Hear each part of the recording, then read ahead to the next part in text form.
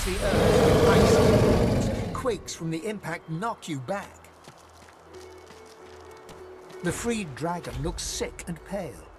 As you approach, he stretches his tattered wings weakly and fixes his intense gaze upon you. Frozen tears glint in his eyes. My gratitude for your efforts, friend. Yet I am no more free now than I was in those chains.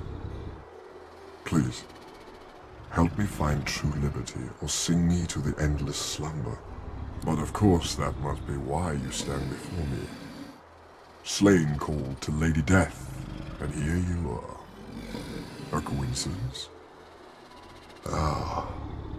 My fate, it seems, is not my own to call. My soul is bound to joyless obedience.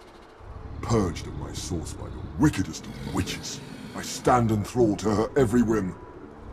She has only to command, and my traitorous body complies. The witch Radeka. I was in love with her once. For the smallest slight, really a trifle, she wielded a purging wand against me, enslaving me to her will. Now only my voice remains mine. Allow? I did not choose this. As I am quite sure, you did not choose any number of indignities in your own life. Least of all your presence on this hellish isle. The dragon sniffs and rakes at the ground with one razor-sharp talon. A thought cannot mend a soul. A prayer cannot heal what has been ruined. You talk to soothe yourself, not me. That you would even ask such a question of a stranger already in your debt. There is much goodness within you, but this task would not be easy. Radeka is a canny one, cat to your mouse. She consumed all my source with her purging wand. So long as she holds it, she has absolute control over me. If you could retrieve it for me, I could be free again. You would have my gratitude, and whatever aid I can then offer to you.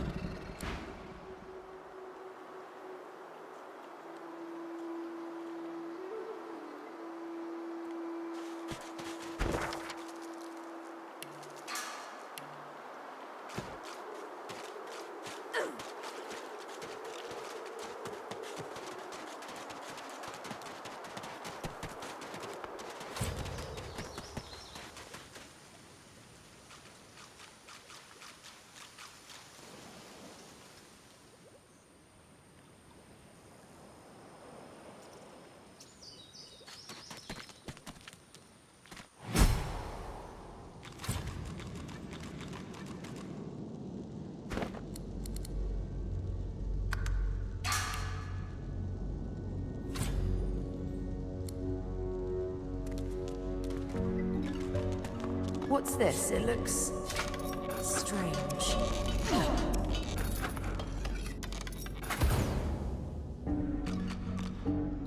What's this? It looks strange.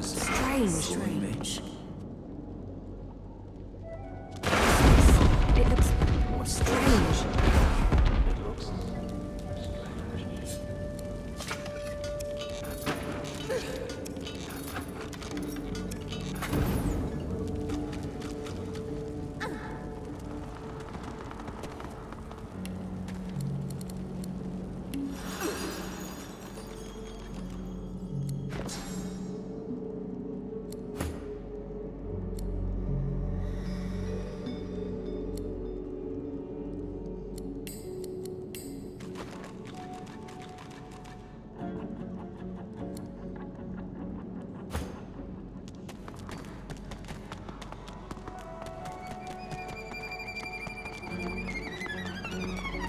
What is this place?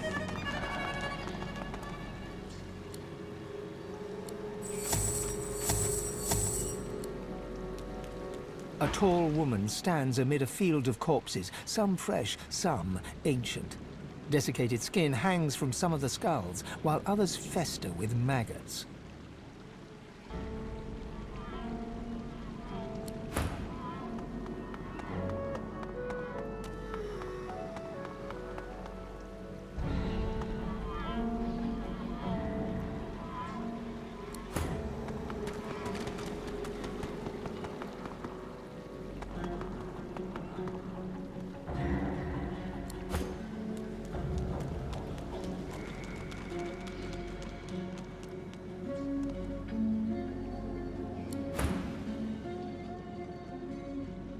The woman turns to you, bitten lips parting into a grin.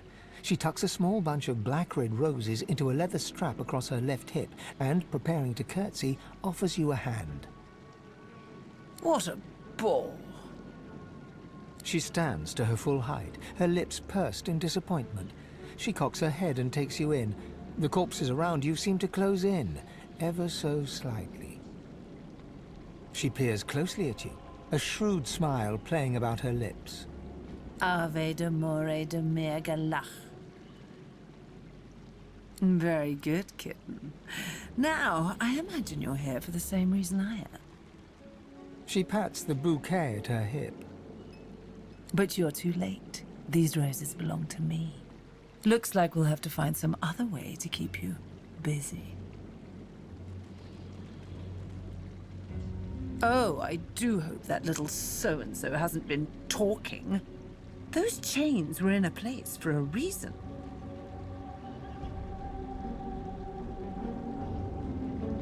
Ha! How earnest you are. I do love that in a woman. Then I suppose you aren't leaving, darling.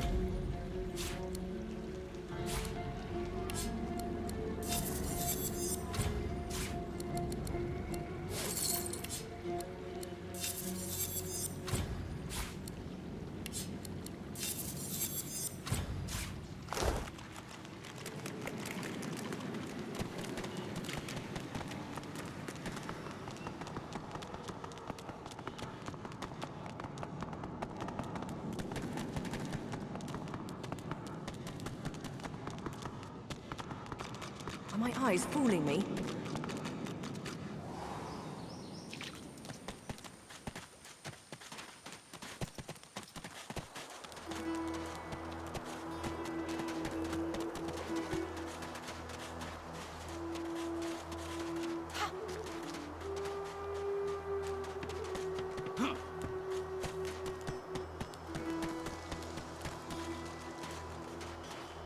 You see a glimmer of hope flicker across Slane's eyes as he notices your approach. It's quickly doused with a practiced scowl of the oft disappointed. Have you brought it? Or am I to remain a slave? Slane rears back in eagerness, grasping the purging wand with razor-sharp claws. Before your eyes, the source from within the wand surges into his draconic form, filling him with a light so bright that you must shield your eyes from the glare.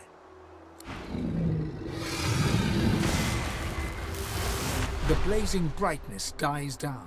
Squinting, you now see no dragon before you, but the figure of a handsome lizard. A handsome lizard with the same eyes as Slane. His eyes still blaze, a piercing silver. A triumphant smile dominates his face as he bows extravagantly before you. Slane, at your service. Neither. Both. I am a dragon knight, the last of my bloodline. Shifting between two shapes is our greatest gift. If everyone thought like you, this vile place would be little more than a sunny island. Perhaps before we are done, we can return it to such a state. Knowing such a steadfast and noble soul offers help to those in need gives me great comfort. I'd like to offer you the same. When you are truly at a loss, when you have no choice but to back down or perish, you will find safety in my shadow.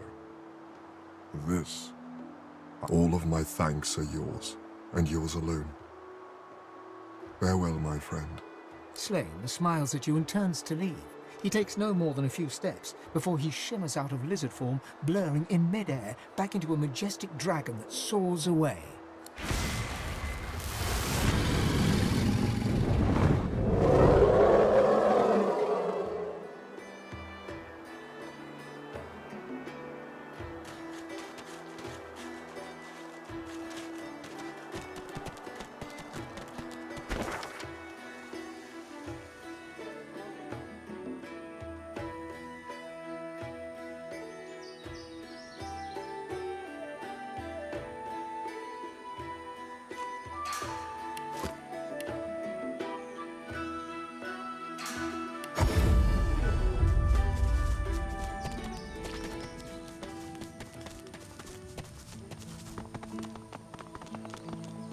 Ah, you're back.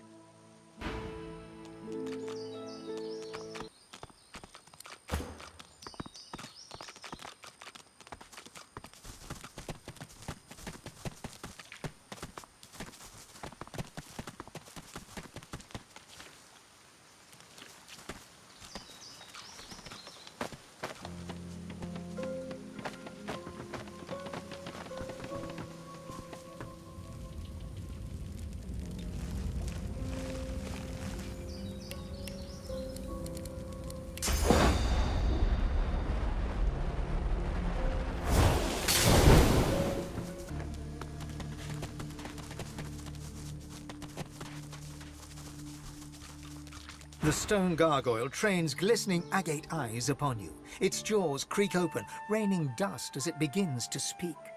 You are not Braccus Rex. Welcome home, Master.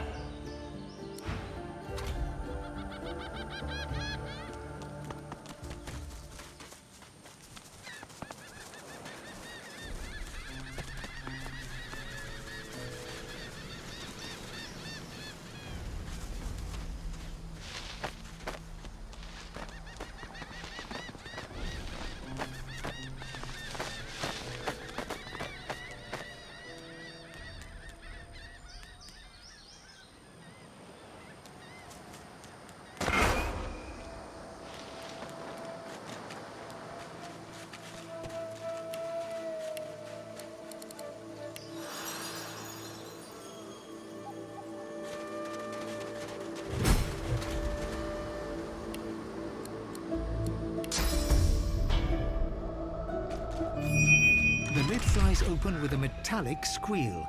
A one-armed skeleton clad in a pristine coat unfolds himself from inside the chest. He rolls his neck, aligning spine and skull in a long, crackling chorus.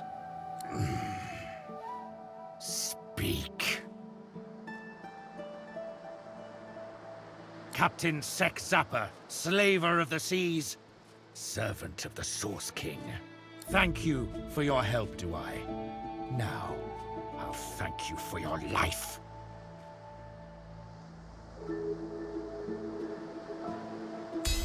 I'm listening. A prison island. The captain... Centuries. Trapped. But no more. Enough! My armor wants finding. And you must...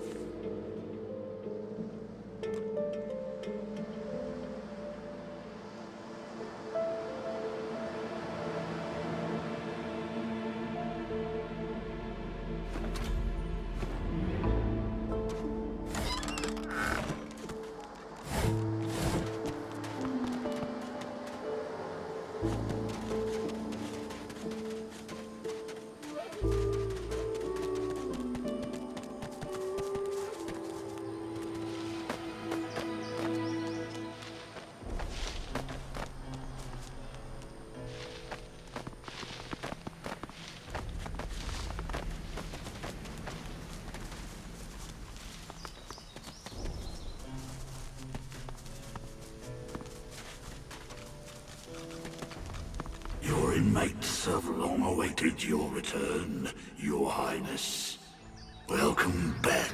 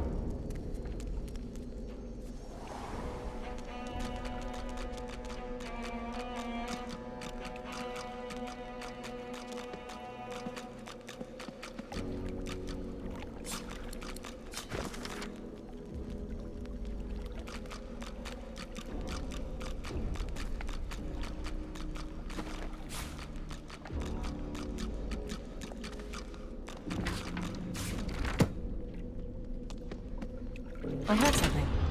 Something seemed to move into place.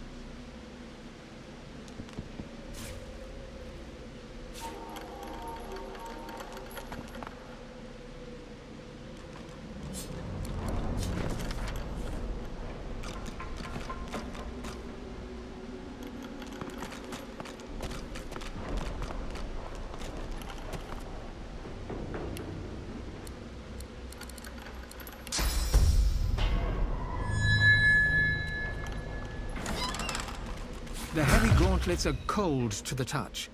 A prickle travels up the back of your neck, warning that you're being watched. Flickers of memory fill your mind. You long for solitude. The subtle scent of parchment wrinkles your nose. Fresh ink stains your fingertips. The memory vanishes, burned away by heat. Ash falls from the sky as a growling whisper addresses you. I see you. And inside you is the strength I've been looking for. Patience. You must prove yourself worthy of such answers. You must find that place of longing in the home of a young scholar. I will draw strength from there to speak again. As the heat around you fades, the desperate memory returns. It claws at you, trying to take hold, then slips away completely.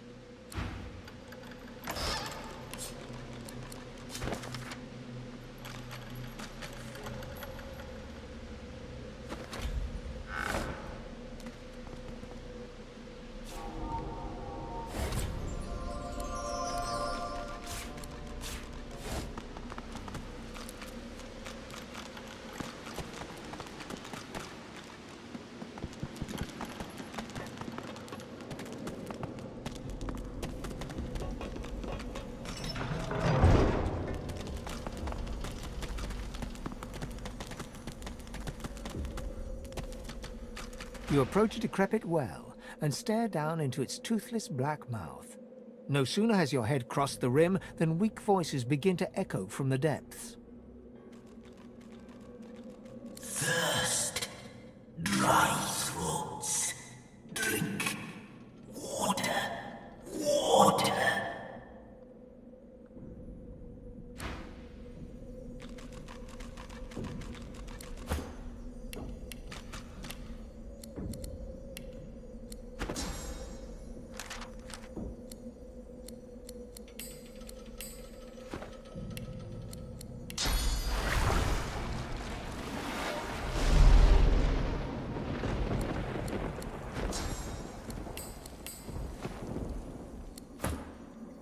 The well is now filled to the brim with fresh, cool water, but what it has brought to the surface quickly evaporates any wish you may have had to quench your own thirst. You see the tangled remains of 3 corpses, a mixed mass of bones and skin from which 3 skulls protrude. They address you in unison, their voices a drone-like blend. We thank you for the water. We bless you for the water. We thank you for the end of torment. The king, Braccus Rex, the madman with the crown. Wrath and terror. We displeased the king. The truth we spoke. His fortune told. No divinity would he be. And so he entangled our bodies and cursed our throats. Smoked the brothers of Baladur. We thank you for the water. We bless you for the water. We ask you for a fare. The fare, the toll, the levy. The people of Baladur must be buried with coin. Coin for the pathkeeper that leads the dead to the kingdom beyond. Spare us coin. Grant us coin. The more you pay, the further the pathkeeper takes us. Sweet savior, friend of death and fiend of life, how much will you give?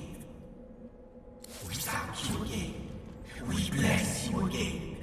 The wealth of the depths is yours. Pathkeeper, keep us. Pathkeeper, guide us. To the long-awaited kingdom we will go. Laden with the burden of the coin you gave them, the brothers of Baladur sink back to the bottom of the well. Whether they will find their kingdom or languish in the dark, wet depths forever, you cannot foretell.